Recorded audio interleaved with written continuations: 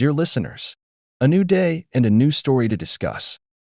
Today, I'm going to tell you a story that interests me.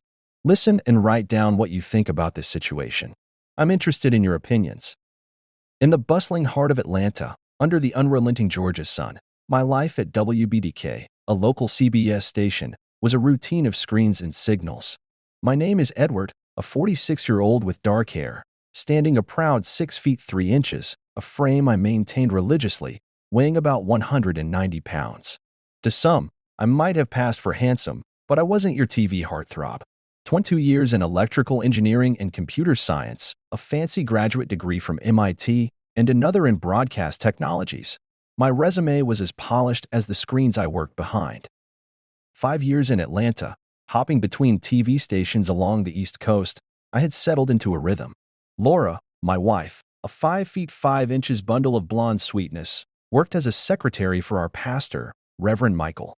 We had been married for 22 years, a marriage as stable as the ancient oaks lining our street. Our daughters, Melanie and Stephanie, were my pride, one already married, the other on the cusp of college graduation. Hey, Ed, you heading out for lunch? Frank, my colleague, a burly man with a perpetual 5 o'clock shadow, called out as I grabbed my jacket. Yeah, thought I'd surprise Laura. Maybe take her out. You know, keep the romance alive. I chuckled, feeling a warmth at the thought of seeing her. The church office was a 10-minute drive, a journey I took under a sky-threatening rain. Parking near the side entrance, I hustled inside, hoping to avoid the downpour. I expected to find Laura typing away, her fingers dancing over the keyboard like a pianist at a recital. Instead, I found an empty desk. Perplexed, I wandered in, waiting. My ears caught a murmur of voices from Pastor Michael's office. Curiosity piqued, I edged closer, my heart pacing. Really looking forward to Monday night, I heard Laura's voice, tinged with a hint of excitement I rarely heard. It's great Edward works those Monday night football games, gives us some time. Time? My brow furrowed in confusion. Then Pastor Michael's voice, smooth as silk. Yes, it's all set. Book the Whirlpool suite again. Come here, let me show it to you. A suite? My heart plummeted into an icy pool of dread. Sounds of rustling, then Laura's moans, unmistakable, seared through me. Nausea clawed up my throat. I staggered back, a hand to my mouth, the other balling into a fist. Rage boiled within, a tempest threatening to break free. I wanted to burst in, confront them, unleash the fury of a betrayed husband. But something held me back. My sense of reason, perhaps, or the fear of what I might do in that state. I turned, my steps heavy, laden with a weight far greater than my physical being. Exiting through the side door, unnoticed, I felt a part of me break, a crack widening in the facade of my perfect life. Back at my car, I slumped behind the wheel, my mind a battlefield of emotions. I had to leave, to escape this suffocating reality. I dialed WBDK, my voice barely a whisper. I'm not feeling well. I need to head home. The drive back was a blur, my thoughts a whirlwind of betrayal and pain. How could she? Why? The questions circled like vultures over a dying prey. Home was a sanctuary, a place where I could let the mask fall. I brewed coffee, its aroma failing to comfort. Sitting on the patio, I watched the rain, each drop a reminder of the tears I refused to shed. I replayed the scene over and over, the words, the sounds. Doubt crept in. Had there been signs? Moments I had overlooked in my trust? The trust that now lay shattered at my feet. My mind raced, plotting, planning. I needed to know more, to understand the extent of this betrayal. Not everyone wants the gory details, but I wasn't one of those. I needed the truth, however brutal it might be. I waited, the hours stretching like years, until I heard her car in the driveway. My heart, once a drum of excitement at her return, now beat a dirge of dread. Edward, you're home early. Is everything all right? Laura's voice, once sweet music, now grated. I wasn't feeling well. I lied, my voice hollow. She approached, concern in her eyes, but I saw it, the flicker of something else. Guilt? Fear? You know you can talk to me about anything, right? I nodded, a bitter smile playing on my lips. Of course, Laura. Just tired, that's all. As she retreated to the kitchen, I knew. This was just the beginning. The illusion of our perfect life had shattered, and I was left standing amidst the fragments, determined to find every piece of the truth. The morning sun barely crept through the blinds as I sat at the kitchen table, my coffee untouched, thoughts racing. Last night's revelation, Laura's betrayal with Pastor Michael, clung to me like a shadow. I needed answers, and I needed them fast. I called in sick at WBDK, my voice a mere whisper against the receiver. Can't make it today. Feeling under the weather, I lied, the words tasting like ash. The truth was, I couldn't face the blaring screens and the mundane chatter, not with this storm raging inside me. I glanced at the clock. Laura would be at the church office by now, oblivious to my shattered world. I needed to see it for myself, to confirm the ugly truth that had invaded my once peaceful life. With a determination that felt foreign to me, I grabbed my keys and headed out. The church loomed ahead, its steeple piercing the blue sky. I parked around the corner, my heart pounding like a drum in my chest. I needed to be discreet, to observe without being seen. Slipping inside, I felt like an intruder in a place that had once been my sanctuary. Creeping along the corridor, I reached Laura's office. It was empty. My pulse quickened. Where was she? Then I heard it, laughter, unmistakably hers, floating from Pastor Michael's office. I edged closer, my every step fueled by a cocktail of anger and dread. The door was slightly ajar. Peering in, I saw them. Laura and Pastor Michael, too close, too intimate. They were laughing over some shared joke, her hand lightly touching his arm. A touch that screamed betrayal. My hands balled into fists. I wanted to burst in, to confront them, but I held back, the rational part of me clinging to control. Suddenly, Laura glanced towards the door. I ducked away, my heart racing. Did she see me? I couldn't be sure. I waited, my back pressed against the cool wall, every second stretching into eternity. When I dared to look again, they were deep in conversation. I strained to hear, my ears picking up fragments of their words. Looking forward to Monday, Laura said, a smile in her voice. Me too, Pastor Michael replied, his tone soft, intimate. It's our little secret, right? My stomach churned. Our little secret. The words echoed in my mind, a cruel reminder of the lie my marriage had become. I retreated, my mind a whirlwind of emotions. I had to think, to plan my next move. I couldn't just confront them without proof, without a plan. Driving aimlessly, I found myself outside Frank's house. He was more than a colleague. He was a friend, someone I could trust.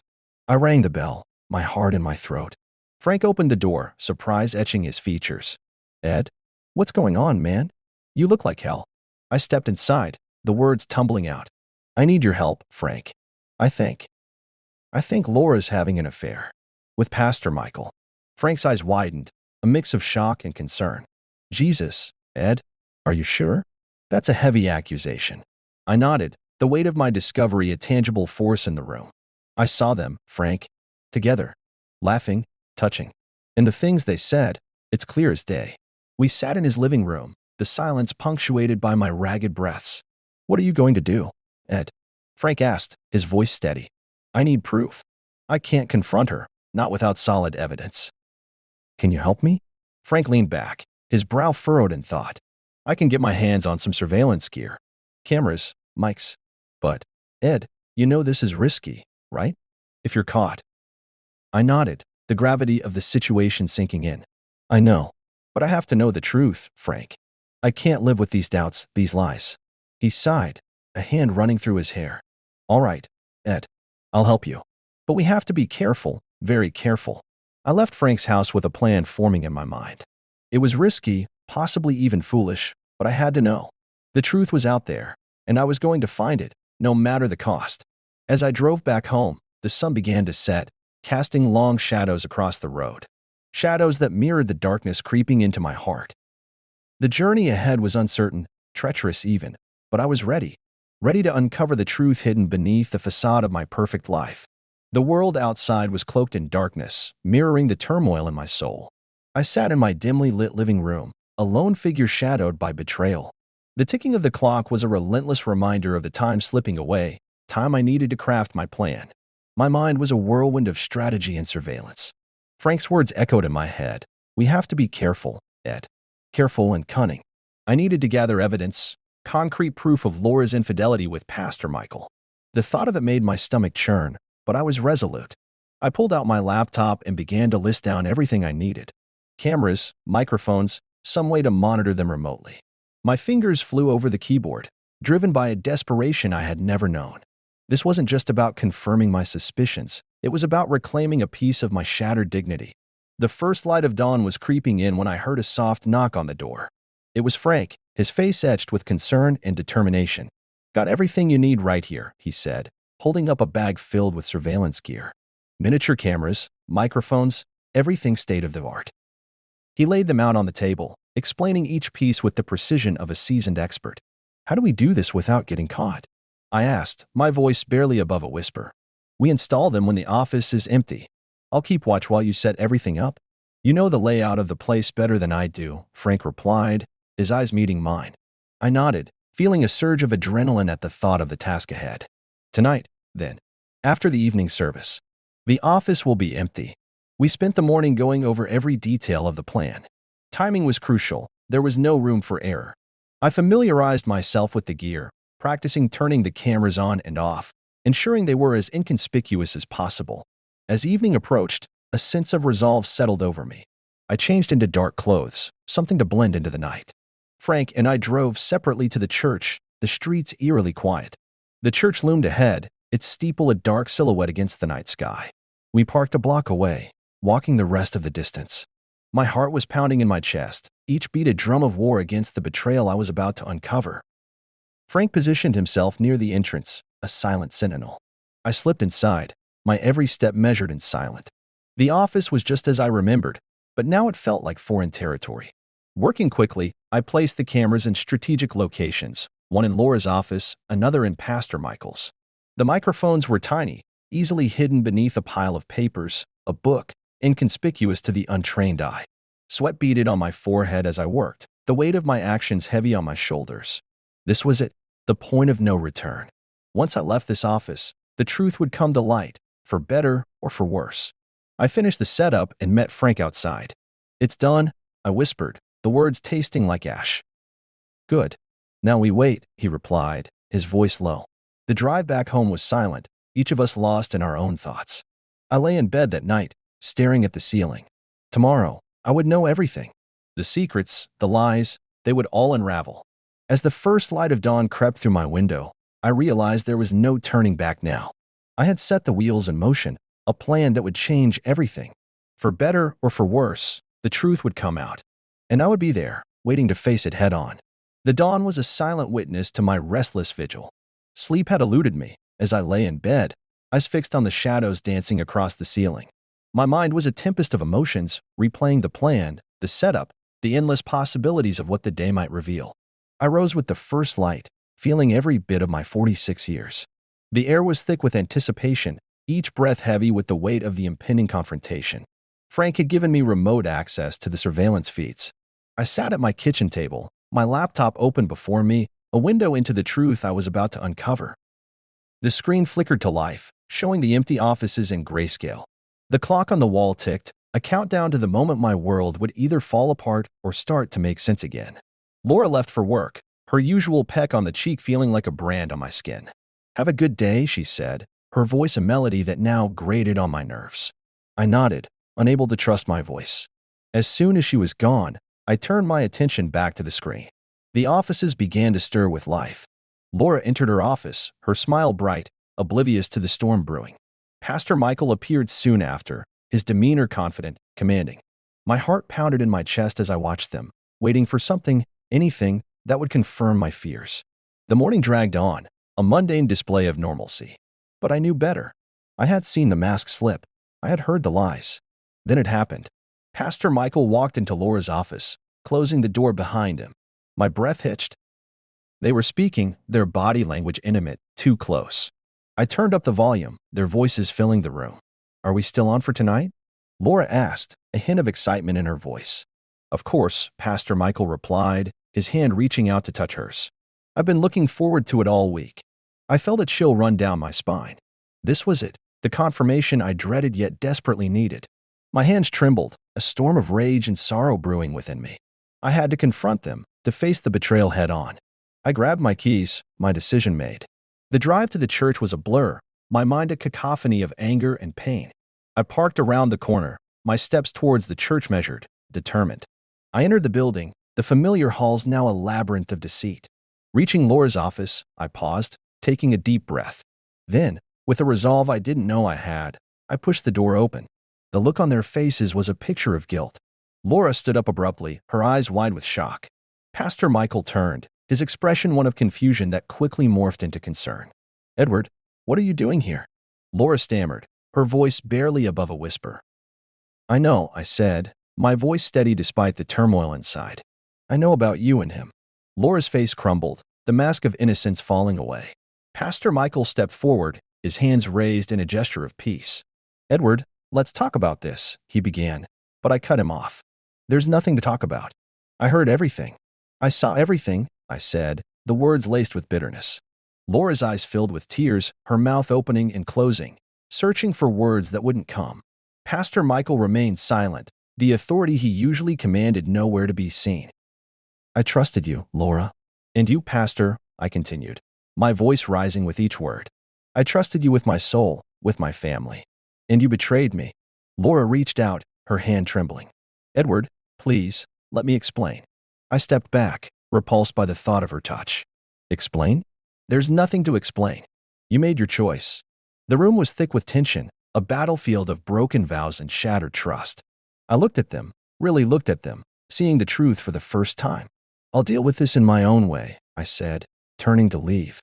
"But know this, you both will have to live with what you've done. The lies, the deceit. It's over."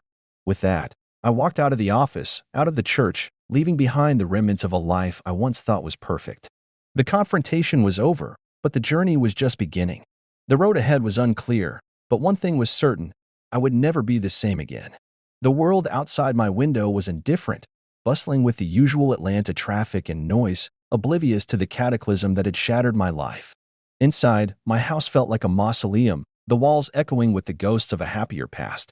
I sat at the kitchen table, the remnants of my confrontation with Laura and Pastor Michael replaying in my mind like a nightmarish loop. The fallout of my discovery was immediate and devastating. My phone, which had been a silent companion, now wouldn't stop ringing. Calls from friends, family, colleagues, the news of my confrontation had spread like wildfire. I ignored them all, each ring a stab reminding me of the betrayal. Then, the doorbell rang. I hesitated, my hand hovering over the handle. Drawing a deep breath, I opened it to find Melanie, my eldest, her eyes red-rimmed and her face etched with concern. "Dad, what's going on?" "Mom's a mess, and everyone's talking about you and Pastor Michael." Her voice cracked, the confusion and pain in her eyes mirroring my own. I ushered her in, the weight of her unasked questions heavy in the air between us. "Mel, sit down. We need to talk," I said, my voice steady but my heart aching. I explained everything: the suspicions, the surveillance, the confrontation. Her face went through a gamut of emotions: shock, disbelief, anger. "How could Mom do this? And with Pastor Michael?" she whispered, the foundations of her world rocked as much as mine. I had no answers, only a hollow feeling where my heart used to be. We talked for hours, Melanie's initial shock giving way to a fierce protectiveness. She left with a promise to talk to her sister, Stephanie, to prepare her for the storm that was undoubtedly heading her way. As the day turned into evening, I knew I had to face the next phase of this nightmare. I called Frank, my voice a mere shadow of its usual self. "Frank, I need your help. Again." "Anything, Ed. What do you need?" "I need to find a good lawyer. It's time to deal with the legal side of this mess."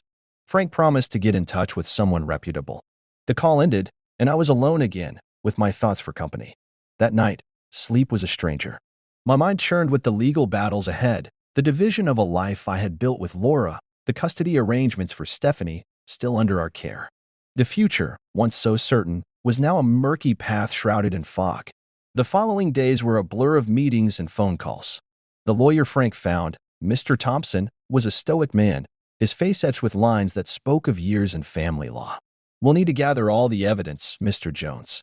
Your financial statements, assets, everything. This will be a tough battle, but I'll be with you every step of the way," he said, his voice a calm anchor in the chaos of my life. Laura moved out shortly after, staying with her sister. The house, once filled with laughter and love, now echoed with the silence of abandonment. I walked through the rooms, each corner a reminder of a memory now tainted. Stephanie came home from college, her arrival a bittersweet moment. We sat in the living room, the three of us, a fractured family trying to find a way through the wreckage. "Dad, I don't understand. Why did this happen?" Stephanie's voice was a mix of anger and hurt. "I wish I knew, Steph. Sometimes people change, or maybe they reveal who they've always been," I replied, my voice laced with a sadness that seemed to have taken permanent residence in my soul. The days turned into weeks. The divorce proceedings were underway, a slow and painful unraveling of two lives once so intricately woven together. Each meeting with Mr. Thompson, each signed document, felt like another nail in the coffin of my marriage. The community, our friends, even the church, everyone had an opinion. Some looked at me with pity, others with barely concealed judgment. The sanctuary I once found in my faith now felt hollow, the church a reminder of the betrayal. But amidst the turmoil, there was a glimmer of something else.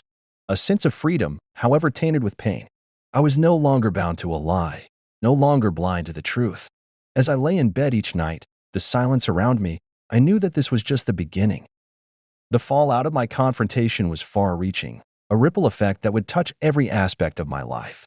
But in the midst of the chaos, there was a spark of something new, a chance to rebuild, to rediscover who I was before my life became entwined with Loris. The journey ahead was uncertain, the path uncharted. But I was ready to face it, to emerge from the shadows of betrayal and find my way back to the light. The sun rose over Atlanta, painting the sky with hues of orange and pink, a stark contrast to the turmoil that had become my life. The once comforting routine of waking up in the house I had called home for years now felt like navigating through a minefield of memories and regrets. With each passing day, the reality of my new existence settled in deeper. The divorce was progressing, a slow and excruciating process of dismantling the life Laura and I had built together. My conversations with Melanie and Stephanie were tinged with a sadness that seemed to have seeped into the very walls of our home. On a particularly brisk morning, I found myself at the park where Laura and I used to walk hand in hand. The path was the same, but my steps were heavier, each one a reminder of what I had lost. As I walked, lost in thought, a voice broke through my reverie. "Edward? Edward Jones?" I turned to find an old friend, Tom, a guy I used to work with at WBDK before he moved to a different company. "Tom, hey," I greeted, forcing a smile. "Man, I heard about what happened." "I'm sorry, Ed." "I can't even imagine," he said, his face a mixture of sympathy and awkwardness. "Thanks, Tom. It's been tough, but I'm getting through it," I replied, the words feeling rehearsed. We talked for a while, skirting around the details of my personal life. Tom mentioned a new project he was working on, something that piqued my interest. It was in a field I hadn't worked in before but was related to my expertise. "You should come by the office sometime, see what we're up to. Might be a good distraction, you know?" Tom suggested as we parted ways. His words stuck with me as I continued my walk. A distraction. Maybe that's what I needed. A new project, something to pour my energy into, to keep my mind off the endless cycle of legal battles and emotional turmoil. The next day, I took Tom up on his offer and visited his office. The buzz of activity, the familiar hum of technology, it was like stepping into a different world, one where my personal problems didn't exist. Tom showed me around, introducing me to his team. They were working on an innovative broadcast technology, something that could potentially change the industry. As they explained the details, I felt a spark of the old passion I used to have for my work. "Ed, we could use someone with your expertise on this project." "No pressure, just think about it," Tom said as I left. The offer lingered in my mind. A new beginning, perhaps? A chance to redefine who I was, outside of my failed marriage, outside of the scandal that had enveloped my life. The decision weighed on me. Part of me yearned for the familiarity and comfort of my old life, but another part craved this new challenge, a chance to step out of the shadows of my past. I spent the following days in a state of introspection, weighing my options, considering the implications of starting anew. The conversations with my daughters, the meetings with my lawyer, the quiet evenings spent alone, they all seemed to be pushing me towards making a decision. Finally, after a sleepless night, I called Tom. "I'm in," I said, my voice more confident than I felt. "Let's do this." The weeks that followed were a whirlwind. I immersed myself in the project, learning new technologies, collaborating with a team that was as passionate as I once was. It was challenging, demanding, but it was also exhilarating. For the first time in months, I felt like I was moving forward, not just stuck in the mire of my personal issues. But the evenings were still hard. The house felt empty, the silence a stark reminder of the life I had lost. I often found myself sitting in the living room, staring at the photos on the mantel, happier times, now just frozen moments in a past that seemed like another lifetime. Melanie and Stephanie visited often, their presence a balm to my wounded soul. We talked, laughed, and sometimes we just sat in silence, each lost in our own thoughts. As the project neared completion, I realized that this was more than just a distraction. It was a lifeline, pulling me out of the depths of despair, giving me a purpose, a sense of achievement. The day of the project launch arrived, a culmination of months of hard work and dedication. As I stood in the office, surrounded by my colleagues, a sense of accomplishment washed over me. I had done it. I had taken a step towards rebuilding my life, towards carving out a new identity. But as I looked around, I knew that this was just the beginning. The path ahead was still uncertain, the wounds of my divorce still fresh. Yet, for the first time in a long time, I felt hopeful. Hopeful that I could move on, that I could find happiness again. Hopeful that, despite the pain and the heartache, life still had more to offer. As I left the office that evening, the sky painted in shades of dusk, I realized that moving on wasn't just about forgetting the past. It was about embracing the future, whatever it might hold. It was about taking the broken pieces of my life and putting them back together, piece by piece, into something new, something different, but still uniquely mine. And so, I walked on into the twilight, ready to face whatever came next. The journey was far from over, but I was ready to take the next step, one day at a time.